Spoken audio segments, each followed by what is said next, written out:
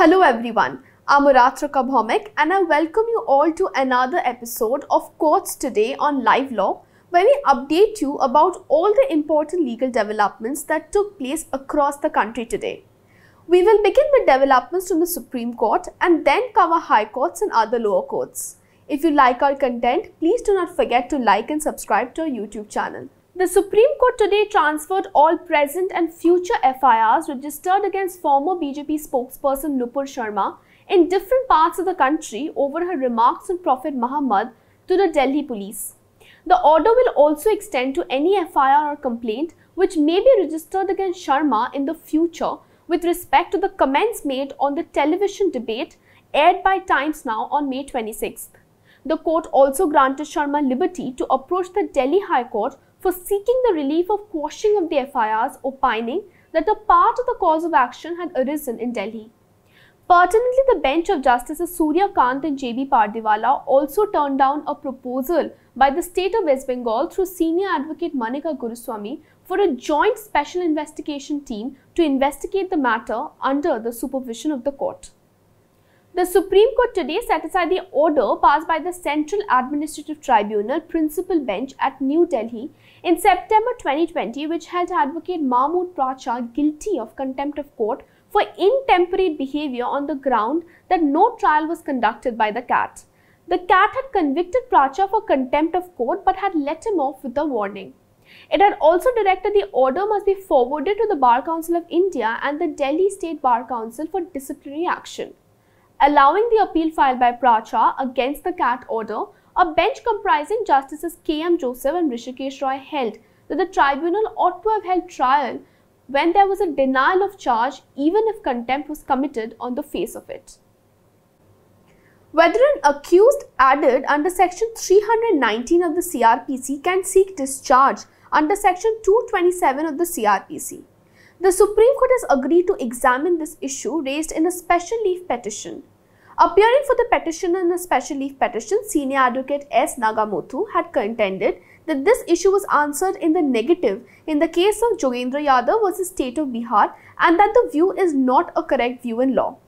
Accordingly, the bench comprising Justices B.R. Gavai and P.S. Narasimha observed that it would be appropriate to examine the correctness of the proposition. The Supreme Court has granted bail on medical grounds to 84-year-old P. Varavara Rao, who has been booked under the Unlawful Activities Prevention Act in the Bhima Koregaon case for alleged links with banned Maoist organization. A bench comprising Justices U.U. Lalit, Aniruddha Bose and Sudhashnu Dhulia passed the order in the special leave petition filed by Rao challenging the Bombay High Court's refusal to grant him permanent bail on medical grounds. The bench clarified that the bail has been granted solely on medical grounds and shall not be taken as a reflection on the merits of the matter. The bench also took into account Rao's age, his medical conditions, and also the 2.5 period of actual custody spent by him. Chief Justice of India N.V. Ramana today said that he will not allow senior advocates to mention matters for urgent listing and said that it is better that mentionings are made by advocates on record instead. No question of allowing seniors to mention, Chief Justice of India N.V. Ramana said today. The remarks came when a junior advocate sought the CJI's permission to allow senior advocate A.M. Singhvi, who was appearing virtually, to mention. Expressing his disinclination to allow the senior counsel, the CJI said, and I quote, "It's better to not allow seniors to mention. I want to end this senior business. Sorry, Mr. Singhvi, I don't entertain seniors."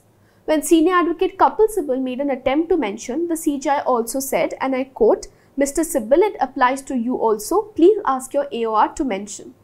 A student has moved the Calcutta High Court against the registration of an FIR under Section 295A of the IPC over a Facebook post made by him containing a portrait depicting an intimate scene between Lord Krishna and Radha, influenced by Geet Govinda, an epic love poem of Jayadeva. Taking into account the facts of the case, the court prima facie noted that the criminal complaint in the case did not disclose a cognizable offence and that the registration of the FIR against the petitioner over the FB post curtailed the right to freedom of speech under Article 19, Clause 1, Subclause G of the Constitution of India, and accordingly it stayed the probe in the matter. The City Civil Court in Mumbai recently declared an Indian couple based in Australia as the genetic and biological parents of their son born out of surrogacy, enabling them to travel to Australia along with the child. The couple claimed that the surrogate mother was not cooperating with them despite the existence of an agreement, and there were several other impediments and requirements of the Embassy of Australia.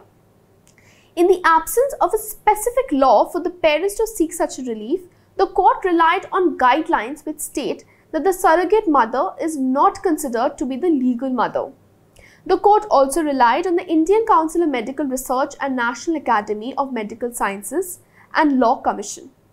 The Delhi High Court has sought the stand of the central government on the aspect of financial aid for treatment of children with rare diseases and whether it can cover expenses that will be incurred in the second and third phase of clinical trials of the experimental drug Duchenne muscular dystrophy and the treatment of children enrolled in the trials. Justice Yashwant Verma was hearing a clutch of petitions concerning children suffering from rare diseases like DMD, Hunter syndrome, etc. The police sought directions to provide them free of cost treatment owing to the reason that the medical treatment involved was very expensive. The Kerala High Court today dismissed the plea moved by Sarita S. Nair, the prime accused in the infamous solar panel scam, seeking a direction to provide her with copies of the Section 164 statement given by Swapna Suresh, an accused in the diplomatic gold smuggling case. Sarita Nair is accused of having duped several influential people to the tune of 70 lakhs by offering to make them business partners or by offering to install solar power units for them and receiving advance payments for the same. In a partial relief to superstar Rajnikant's wife Lata Rajnikant, the Karnataka High Court has quashed charges of cheating, giving false statement and using evidence known to be false levelled against her in a private complaint filed by a Chennai-based advertising company. Justice M. Nagaprasanna quashed the magistrate's order to the extent of taking cognizance of a final report filed against her under sections 196, 199 and 420 of the IPC. It is alleged that Lata filed a suit before a civil court in Bangalore on the basis of a forged document and obtained an order of injunction restraining media houses from reporting a criminal complaint lodged against her. The Kerala High Court has denied anticipatory bail to the husband of a young vlogger, Rifa Menas, who was found dead in her house in Dubai earlier this year under mysterious circumstances. Justice Kurian Thomas dismissed the application for pre-arrest bail, finding that the custodial interrogation of the petitioner was essential to elicit the truth surrounding his wife's death. The petitioner and the deceased were popular vloggers residing in the United Arab Emirates after their marriage in 2015. The Bombay High Court today granted anticipatory bail to BJP leader Kirit Somaya and his son Neil in a case alleging swindling of funds that were collected to save warship INS Vikrant. Justice Bharati Dangre made absolute an earlier interim order granting them relief after the Mumbai police, represented by senior counsel Shirish Gupte, submitted that no proof was found to substantiate allegations alleging swindling of nearly Rs 57 crores. The Karnataka High Court today directed the Unique Identification Authority of India to give access to the National Investigation Agency to the documents submitted by 12 alleged Bangladeshi nationals to obtain the Aadhaar cards so as to verify their genuineness. Justice Krishna S. Dikshit allowed the petition filed by the NIA. The NIA had approached the High Court challenging the notice dated April 22, 2021 issued by UIDAI, whereby the information sought for in respect of private respondents was denied, citing bar under Section 33 of the Aadhaar Act of 2016. Thank you. Keep watching Courts Today on LiveLaw for more such updates.